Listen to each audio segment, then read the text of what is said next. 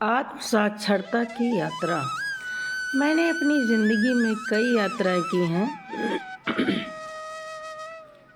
लेकिन सबसे महत्वपूर्ण यात्रा यह थी आत्म साक्षरता की। यह यात्रा मुझे अपने आप को समझने, अपनी ताकतों और कमजोरियों को पहचानने और अपने जीवन के उद्देश्य को खोजने में मदद करती है।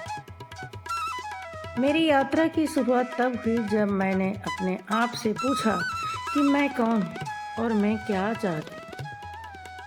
मैंने अपने आप को घेरने वाले लोगों, अपने परिवार, अपने मित्रों और अपने समाज के अलग करके अपने आप को समझने की कोशिश की। हम अपने आप को एक शांत और एकांत स्थान पर बैठकर अपने विचारों को समझने की कोशिश की। मैंने अपने आप से पूछा कि मैं क्या चाहती हूँ, मैं क्या पसंद करती हूँ और मैं क्या नापसंद करती हूँ। मैंने अपने आप को अपने सपनों और लक्ष्यों को याद दिलाया। जैसे ही मैं अपने आप को समझने लगी, मैंने अपनी ताकतों और कमजोरियों को पहचानना शुरू किया।